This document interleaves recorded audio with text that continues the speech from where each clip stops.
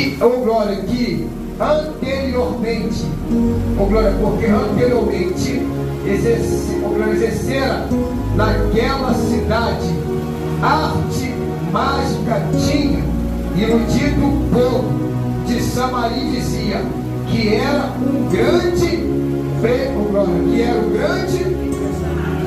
um grande, você percebeu? Ele era um personagem. Pode tomar seu assento. Senhor, graça eu quero te dar no meu desse dia. Eu sempre digo para ti que eu não dependo por 100%, 2%, mas a minha vida toda. Senhor, abre as portas, a janela do céu. Fala com o teu povo, com a tua igreja.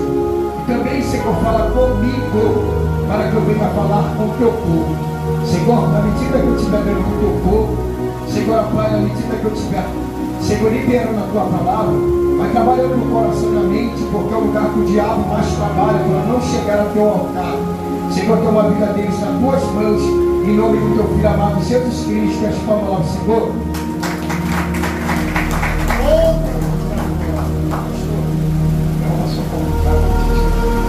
Queridos, o texto que a gente lemos é um texto que me chamou muita atenção no recorrer da semana. Esse texto vai falar acerca de uma perseguição que está se começando em Jerusalém. E este homem que está perseguindo a igreja, nada mais e nada menos que Estevão. Na realidade, Estevão é um salmo.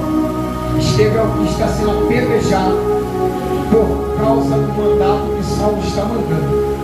O que mexe comigo dentro desse conteúdo, dessa história? É que quando a perseguição, no capítulo 6, capítulo 7, capítulo 8, até chegar ao 9, se começa uma perseguição, Estevão, ele está pronunciando o evangelho, falando de Cristo. Só que essa perseguição aqui, ela começa um pouco antes, até chegar onde tem que chegar.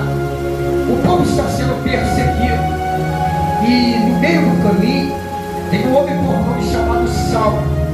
Esse homem é perseguidor de crente. Ele mata crente, ele pega crente, joga crente perante as cadeias, prisões. Ele vai aprisionando as pessoas que adoravam a Cristo. Percebe-se que o ensinamento que ele está tendo é um ensinamento ao contrário daquilo que Cristo o vai apresentar. Segundo Saulo, é um homem dentro da cidade, a cidade de Saulo, de Társio, cidade de Társio. A gente percebe, obrigado, a gente percebe que enquanto ele está sendo liderado pelo grupo, Saulo também faz parte dessa liderança. É um dos grandes líderes que tem dentro desta localidade. O que ele vai fazer? Ele vai começar a perseguir a igreja, achando que está certo o que ele está fazendo, porque o ensinamento que ele teve, ao pensamento dele, está correto, está certo, pregadores, senhores e senhoras. Isso aqui mexe comigo, porque quando ele vai pregando, ou glória, ou melhor, o quanto ele vai perseguindo a igreja, tem alguém que está pregando, falando de Cristo. Quem é esse? Esse nada mais, nada menos é Estevão. Estevão está dando testemunho de Cristo, está falando acerca dos patriarcas que vêm antes dele. Ele está falando de Abraão, ele está falando de José, ele está falando de Moisés, ele está falando de Jacó, de Isaac. Ele está mencionando que aquilo que os homens passaram na antiguidade é verdade. Isso aqui mexeu com o meu psicológico, com a minha mente. Por que motivo? Eu parei para perceber que dentro desse conteúdo, dessa história, eu botei um tema para essa mensagem. A unção, ela causa inveja. Percebe isso aqui? A unção, ela causa inveja. Tem dois tipos de glória, de sensibilidade dentro desse texto. Por que a unção ela causa inveja? Ela traz um problema para a vida de quem a quem e para a vida de quem não Enquanto Estevão está pregando, glória, Saulo está sendo incomodado com os anciãos, e ele começa a perseguir a igreja. Percebe isso aqui? Quando eu falo de unção, a unção eu não vejo, a unção eu não consigo mostrar, glória, ao teu ponto de vista que eu tenho, mas eu sinto a unção sobre a minha vida, porque a unção não define pelaquilo que você pensa, a unção não define pelaquilo que você fala, a unção não define pelaquilo que eu vou dizer. Percebe isso aqui? Você pode estar embaixo, eu estou aqui em cima pregando, eu estou aqui em cima, não me garante que eu tenha unção, só que tem um porém. A minha garantia que me dá que eu tenho unção é a vida que eu levo diante de Deus. Quando eu tenho uma vida constante, glória, de renúncia diante de Deus, isso me conduz a dizer que eu tenho uma unção. Quando é que eu vou saber que uma pessoa tem unção? É simples. Quando o caráter e a postura dela é digna da vida que ela vive. Vamos para a Bíblia, que a gente vamos começar a caminhar. Hoje nós vamos pegar Bíblia, não é que aqui não tem, aqui tem, mas hoje nós vamos para a Bíblia.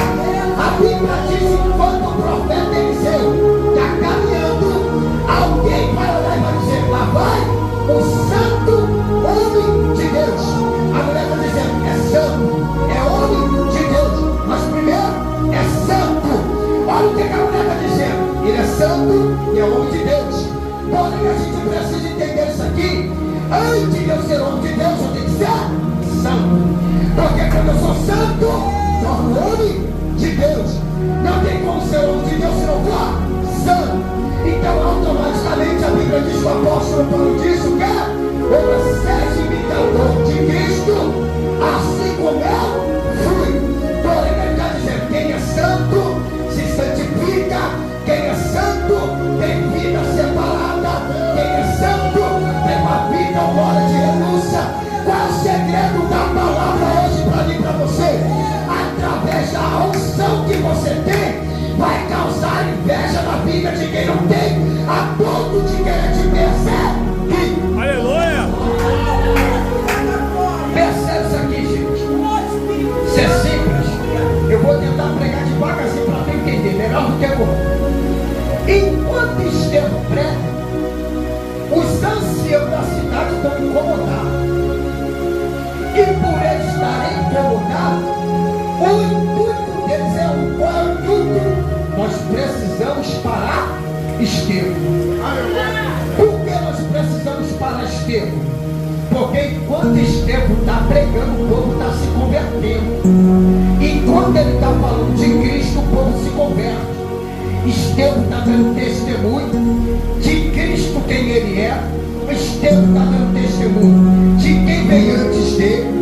Estevão está dando testemunho da geração passada. Ele está dizendo: os meus pais na fé são verdadeiros. O que o patriarca Abraão, glória, fez é verdadeiro. O que o legislador Moisés fez é verdadeiro. O que o nosso amigo José, governador, fez, glória, é verdadeiro. Qual é a proposta aqui? Não tem como ter mudança, glória, de vida, se você primeiramente não olhar para dentro de você e precisa entender que você precisa ter o céu.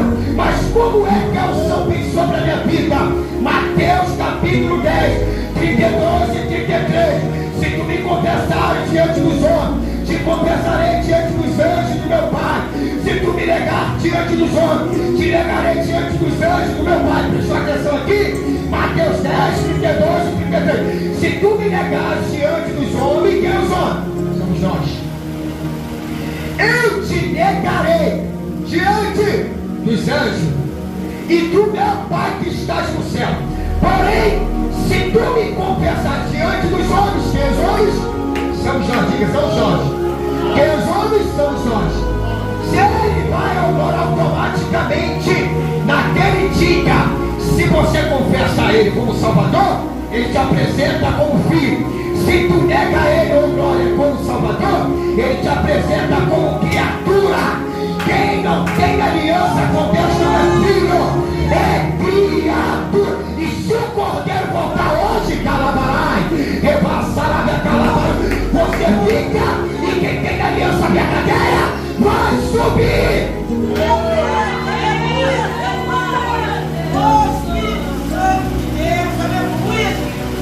Você precisa entender uma coisa. A unção que você carrega, ela vai trazer problema. Seja ela problema para a vida de quem não tem ou para a vida de quem tem. Por que, Luiz? Porque a diferença de eu carregar a unção é que a unção me dá uma maturidade, pastor. De quando a perseguição vir, eu tenho um segredo de uma coisa. É o que Jesus disse: aquele que perder a sua vida pelo amor de mim, achá-la. Agora, aquele que pensa que achou a sua vida e não está comigo, perdê-la. Qual é o problema aqui? É que enquanto o texto que a gente está lendo e observando, a gente vai perceber que a perseguição começa. E lá no capítulo 8, a gente vê que tem um homem por nome chamado Filipe. Diga Felipe. Diga Filipe. Olha o segredo. O homem está vindo pregando na Samaria. Quem lembra da cidade de Samaria vai lembrar de João, capítulo de número 4. Tem uma moça pegando água dentro de um poço. O poço é fundo. A mulher precisa ter balde para resgatar a água. Jesus está com sede. Senta na beira do poço. Pede de beber a moça. A moça diz: como sendo tu judeu, pede a mim que sou samaritano. E pedindo água, sabe que judeu não se comunica com samaritano. Olha o que Jesus está observando. Jesus vai mandar o discípulo, o pastor, ir comprar comida. Vou botar aqui a pregação do Senhor. Atravessa um pouquinho, Pedro, João, Tomé, Filipe, Natanael, lá para o outro lado. Enquanto eu vou ali, enquanto eles estão atravessando para comprar comida, Jesus está conversando com uma mulher. Uma mulher que teve 5 maridos. Quantos maridos? Ela teve 5 maridos, que ela estava não era dela. Jesus olha para a mulher e diz: mulher, me dá um pouquinho dessa água. Como dizendo, você judeu me pede de beber. Mulher, se tu soubesse quem te pede de beber, ô Glória, se tu soubesse, tu me daria desta água. Mas a água que eu tenho para te dar jorrará para uma fonte eterna. Percebe isso aqui? Quem aqui já foi na cachoeira? Levanta a mão, quem já foi na cachoeira. A gente é pensado que a primeira coisa quando a gente chega na cachoeira, pastor Cleber olha para a cachoeira, quer pegar o telefone e bater uma selfie. Por quê? Porque a cachoeira é forte e é bonita.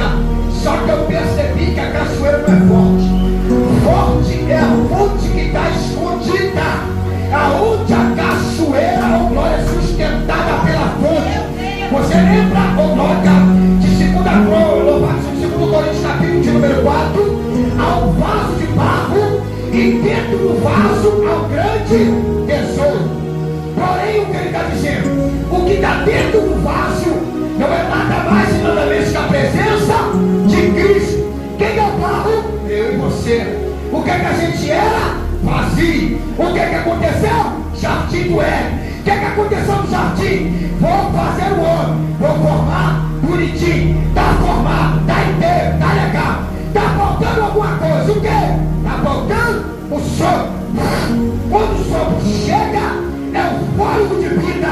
É Jesus dizendo: você precisa ter a presença, precisa ter a unção, você precisa ter Cristo dentro de você, para que você não seja uma pessoa morta, uma pessoa caída, uma pessoa podre. Automaticamente, quando o bar é feito, ele está deitado, não tem fome. Mas Jesus olhou e disse: eu preciso soprar dentro desse barro para ele ter vida.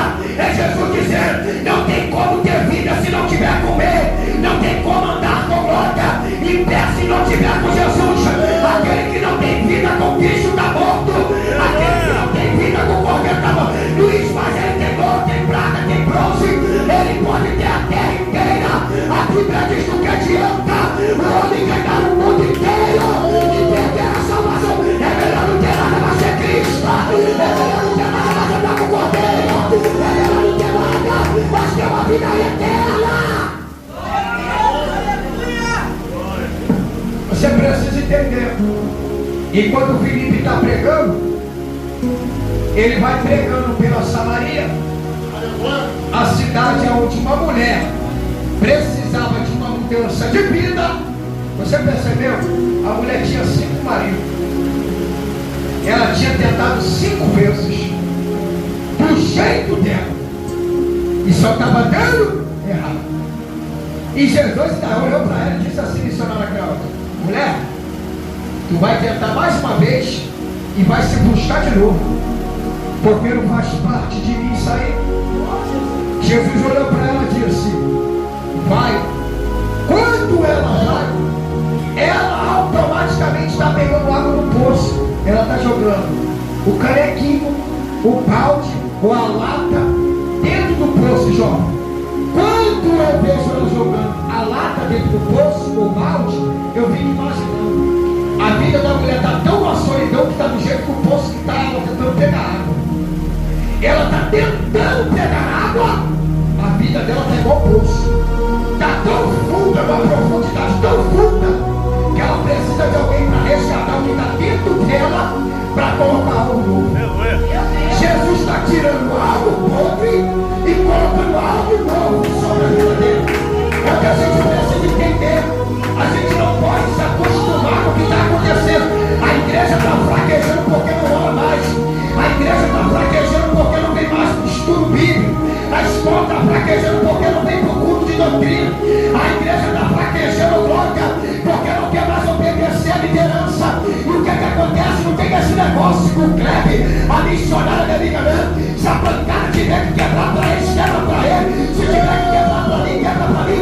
Qual é o segredo aqui da palavra? É que você não venha viver uma vida ou de gente morta, mas que tu venha viver uma vida de unção. E qual é o segredo da unção? A unção me dá maturidade, a unção me dá estrutura, a unção me mostra quem eu sou no dia a dia.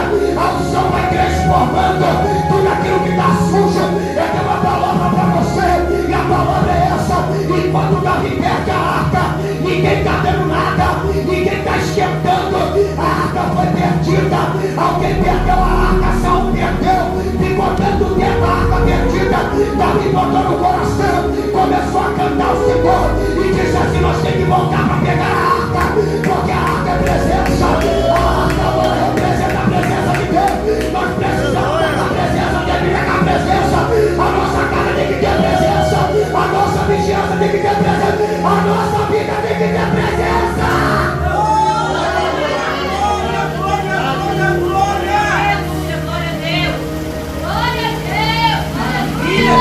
Pergunta para o teu irmão: como é que está a tua vida? Fica com medo, não. Pergunta para ele, pergunta para ela: como é que está a tua vida? Será que se ele vir agora para você, ele acha alguma coisa? Oh, meu Deus! Eu não vim pregar para o corpo de ninguém, vim pregar para a mente, porque mente e mente é corpo equilibrado. Fica o critério, irmão. Quem aqui recebe auxílio de desemprego? Bolsa Família que fala, né? Quem é que recebe? Você não recebe, não? Não, aqui recebe, claro. O governo dá um pingadinho que é de você lá, dá. Eu como pingadinho, eu como. É pouco, mas eu como. Você já percebeu? Que quando às vezes você dá um problema no teu cartão, você vai na Caixa Econômica. Quando você chega na Caixa Econômica tem uma fila enorme. Só que para cada fila tem uma senha. Para cada pessoa tem uma senha. Uns é para mexer no cartão, o outro é para depositar dinheiro, o outro é para fazer reclamação que o cartão não chegou, o outro é para dizer que está tendo problema toda hora. Mas você já percebeu que para você se apresentar, tu tem que ter a senha? Diga senha. E ele vai chamar a tua senha. E qual é a senha que tu tem que carregar? Qual é a senha, jovem, que tu tem que carregar? Sabe o que eu lembro quando eu estava no tráfico? Eu caminhando no tráfico, alguém perguntava assim: quer Jesus? Não, vou caminhando. Certo dia eu com a 40 na cintura, o cara perguntou para mim: e aí, quer Jesus? Quer morrer sem Jesus ou com Jesus? Eu falei: qual a diferença? Ele falou: morrer com Jesus tem vida, morrer sem Jesus, condenação para a vida eterna. Eu olhei para ele com a 40 na cintura, eu falei: então eu vou levantar a mão. Se eu morrer agora, eu vou morrer com ele. Levantei a mão. Sabe quanto tempo de caminhada eu tenho? 13 anos. Vou fazer 14 esse ano. 14 anos de caminhada. 14 anos gemendo. 14 anos de muito prato que apareceu. 14 anos de muita renúncia. Sabe por causa de quê? Da palavra. E por causa da unção que está na minha vida. Você percebe que a Bíblia diz que quando Filipe está pregando, tem um homem por nome chamado Simão. Diga Simão. O nome do homem é o quê? Simão. O nome do homem é o quê? Simão. Ele é enganador. Já percebeu quantas pessoas estão sendo enganadas por falta de ler a Bíblia? Quantas pessoas estão sendo enganadas porque só vai atrás da profecia, mas não consegue analisar isso aqui? Não tem profecia maior do que essa daqui. Eu posso fazer como descer do céu. Se for contra isso aqui, Paulo disse: se pregar outro evangelho, é anátema. Tem alguma coisa errada. O que eu vim pregar para você é que se Jesus voltar hoje, porque a gente espera Jesus voltar com a igreja. Cá entre nós, Jesus não vai descer na terra, não. É o Espírito Santo que vai conduzir a igreja até o Cordeiro. E cá entre nós aqui, para a gente entender, o povo de Israel espera Jesus voltar no cavalo branco. Se eles não se converterem, eles vão ficar também. Até porque o povo é lei. É o povo que espera Cristo. Só que estão esperando a Cristo de uma maneira errada. Se não me falha a memória, Mateus capítulo de número 27, eu acho que é isso, 26. Ô glória, eu estava lendo esse dia. A entrada triunfal, se não me falha a memória, é isso, a entrada triunfal. A Bíblia diz em Zacarias capítulo 9, verso 9, que chegarás como rei, montado numa simplicidade. Ou já veio a profecia que está se cumprindo lá atrás, lá na frente, é a profecia que foi lançada lá atrás, pastor Zacarias 9:9. É ele dizendo: virá o rei montado no jumento, e esse rei entrará pelas entradas, pelo povo de Sião, Hosana, Hosana, Hosana, adorando o Cordeiro. Qual é o propósito? É que tem muita gente, glória, que não sabe nem quem é Jesus de Nazaré. Só que hoje, nessa noite, eu vim dizer para você que o Cordeiro espera ter um encontro contigo. Porque se ele voltar hoje, enquanto a gente espera o arrebatamento descer, Jesus está voltando de individual para muita gente. Essa semana eu liberei perdão para o meu pastor, pedindo perdão a ele. Aí eu pensei, o amigo falou para mim: tu tá na razão. Eu falei: não tem razão sem ter paz. Razão para mim é ter paz na minha alma. Eu não adianta eu ter razão e estar com a alma ferida. É melhor me sentir como fraco para ganhar o forte, mas no período de ter paz na minha alma. O perdão não é para quem está certo, o perdão é para quem é inteligente, para quem quer ter paz na alma. Enquanto o Felipe está se entregando, tem alguém distorcendo a palavra, e Felipe agora vai começar a pregar. Esse homem é ganhado para Jesus. Quando esse homem é ganhado por nome chamado Simão para Jesus, esse homem está seguindo Felipe em todo lugar da Samaria. Está vendo algo acontecendo, milagre acontecendo, pessoas sendo libertas, coxas sendo levantadas, paralítico voltando a dar o certo, voltando a enxergar. Só que quando chega no certo capítulo, a Bíblia diz que, ó glória, o Senhor vai enviar Pedro e João. Pedro e João está indo para um certo lugar. Esse povo aqui, ó glória, estava precisando de batismo com o Espírito Santo, estava precisando de batismo, ó glória de Deus. E o que acontece? A Bíblia diz que Pedro está colocando a mão sobre o povo e está batizando pelo Espírito Santo. Só que a Bíblia vai dizer que agora Filipe, ó glória, está vindo pregando junto com ele. A Bíblia diz que vai ter um homem por nome chamado Simão. Ele observa, olha para o povo e diz: opa, eu quero esse negócio aí, eu quero essa unção aí, eu quero essa glória, essa dádiva aí, eu quero esse presente, eu quero essa pérola. A Bíblia diz que quando ele chega, ou lá pedir, ele vai oferecer dinheiro para tentar comprar. Tem gente que é assim, não tem o som que quer te matar, não tem o som que quer te caluniar, não tem o som que quer te defamar, não tem o som que tem que perder a fofoca. Quem tem o som não perde tempo com quem não tem. Quem tem o som agora tem uma vida de particularidade. Quando chega nessa noite, bicha, não viva uma vida sem o som. Fala porque Sem unção. Sem unção. Você percebe que quando Pedro está pregando, coloca a mão, sabe o que é bom nas igrejas ultimamente? Esses dias perguntaram para mim, Luiz, eu nunca mais vi batismo com o Espírito Santo. É porque tem muita liderança que já desistiu disso. Como é que Pedro fazia com que as pessoas fossem batizadas? Ó, impor as mãos. Jesus chega a mão a Pedro na casa de Cornélio. Quando chega na casa de Cornélio, Cornélio tem conhecimento, mas precisa ser batizado. Só que quando ele chega na casa de Cornélio, Pedro vai dizer assim: como é que eu vou comer o que é impuro? Aí Jesus disse para ele: como é que tu diz que é impuro aquilo que eu purifiquei? Jesus olha para Cornélio, Cornélio olha para Pedro, Pedro já tem algo para fazer na vida de Cornélio. E o que acontece? Cornélio precisava ser resgatado. Cornélio precisava, porque Cornélio fazia obra. Cornélio pregava, ele conversava, ele dava as esmolas dele. E a Bíblia diz que o cheiro suave chegava até Deus. Só que faltava uma coisa, a realidade de hoje: o batismo com o Espírito Santo e a aliança que faltava no Deus. Não adianta ter caridade de obra se não tiver aliança. Aí a gente vê por aí que os homens têm mais governo que dá tanta coisa, mas isso não garante salvação, não. O que garante salvação é compromisso com o Cordeiro. Quem tem filho aqui? Filho que estuda. Quem tem filho que estuda? Aqui. O senhor tem um compromisso. Quem é que busca? A senhora busca? A senhora busca? Se a senhora deixar de buscar o seu filho no colégio, o que acontece? A diretora manda chamar a senhora. Chama ou chama? Para chamar a sua atenção. Por que ela vai chamar a sua atenção, a atenção da senhora? Para que a senhora não venha repetir para fazer de novo aquilo que aconteceu. Para que automaticamente não lhe gere problema amanhã.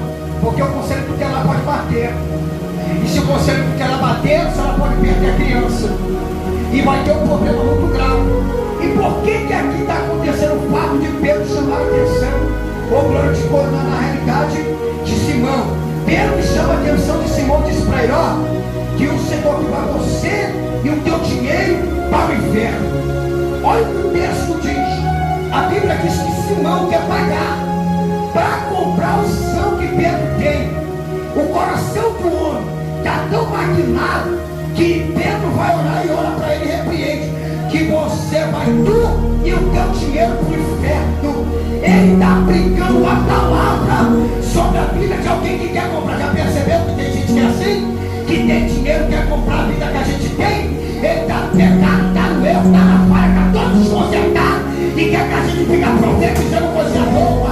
Aí eu percebi dentro desse tempo, o empresário, a empresária falou para mim: não, pastor, porque assim assado. Aí perguntou para mim se eu estava brigado com fulano. Aí eu falei da minha esposa falou que tinha que ter falado que veio. Aí eu peguei e falei para ele assim: falei, querido, eu nunca briguei com fulano. Sabe o que acontece? É que vocês têm discórdia, tem contenda, tem contenda, e vocês acham que tem dinheiro e pode fazer o que quer com a gente que tem vida com Deus. Pode ser você, pode ser teu marido, pode ser o teu amigo, pode ser meu amigo, pode ter o dinheiro que for. Não compra a vida com Deus que eu tenho. O teu dinheiro não paga meu santo. Eu vim trazer uma palavra para você. Fala o que não é, mas prega a verdade. A verdade vem destruída com amor.